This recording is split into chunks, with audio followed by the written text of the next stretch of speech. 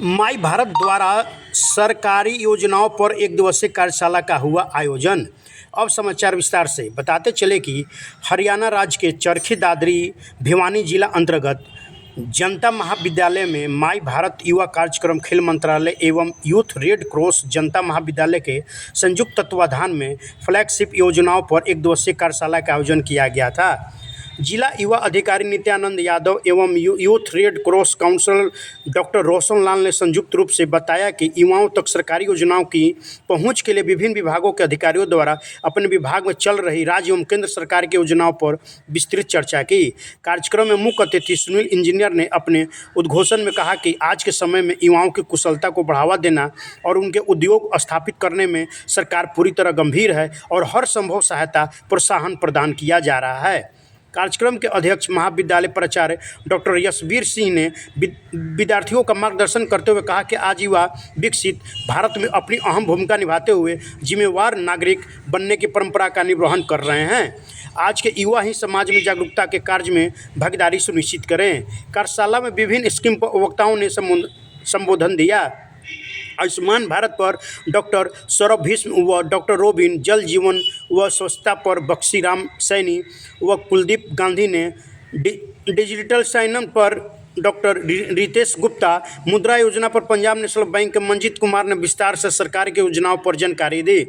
इस कार्यक्रम के अवसर पर प्रवीण गोलागढ़ ब्लॉक कोऑर्डिनेटर, छात्र इकाई काउंसिलर प्रोफेसर हेमलता बसंत, रिटायर्ड प्राचार्य देशराज, माई भारत लेखाकार जितेंद्र सैनी, राष्ट्रीय युवा स्वयंसेवक के और माई भारत के 90 युवाओं ने इस सेमिनार में हिस्सा लिया।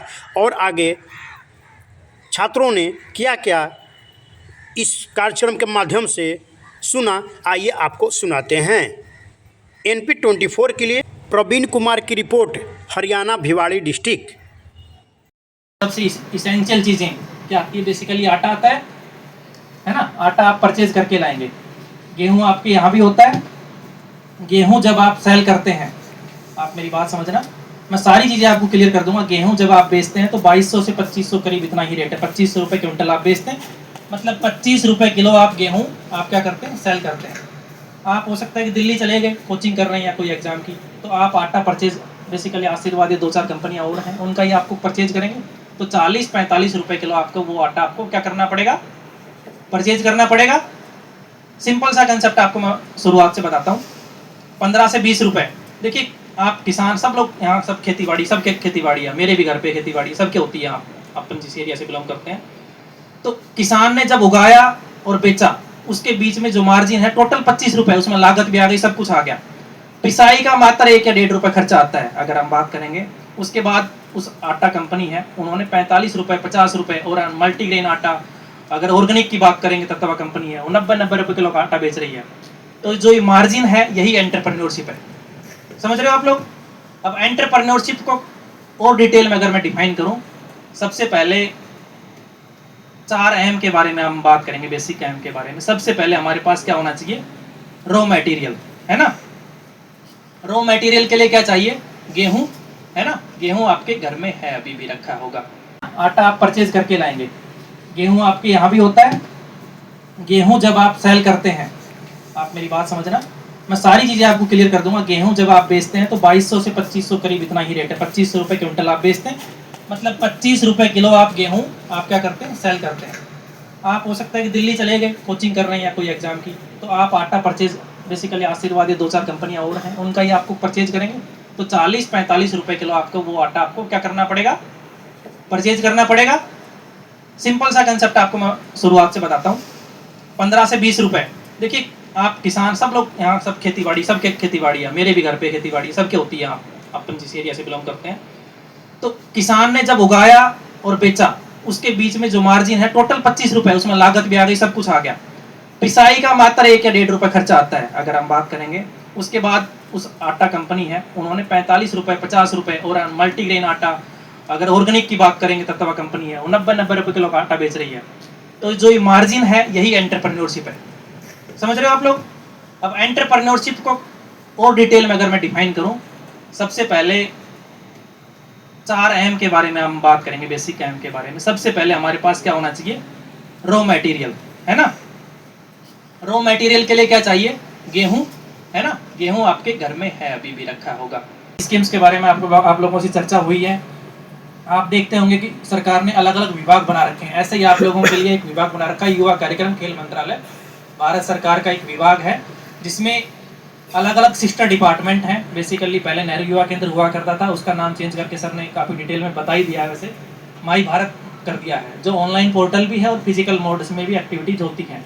एनएसएस से आप जुड़े होंगे कुछ लोग, या आप लोग सुनते होंगे उनकी गतिविधियों के बारे में। एनएसएस और नेहरू युवा केंद्र को मर्ज करके सिंगल डिपार्टमेंट माई भारत बना दिया गया, ठीक है। और इसके अंदर एक यूथ हॉस्टल का भी आता है, मिनिस्ट्री ऑफ यूथ अफेयर्स के अंडर। तो यूथ हॉस्टल्स यहाँ नहीं है, वो कुछ कुछ डिस्ट्रिक्ट में है, जैसे कि भिवानी में है, तो यूथ की फैसिलिटीज़ के लिए काम करते हैं। तो ये यूथ अफेयर्स डिपार्टमेंट है, आप लोगों की फैसिलिटी के लिए बनाया गया, आप लोगों को गाइड करने के लिए बनाया गया है। तो आप लोगों की भूमिका है वो कहीं ना कहीं और बढ़ जाती है। देखिए, एक दो इश्यूज हैं मैं जब ऑब्जर्व करता हूँ तो मैं आप सब लोगों को ज़रूर शेयर करता हूँ। देखिए, किसी भी प्रकार का आप काम करें, अभी आप एज है आपके 18 से 20-22 साल की उम्र है, तो आपके अंदर कम से कम सुनने की कैपेसिटी ज़रूर होनी चाहिए, है ना।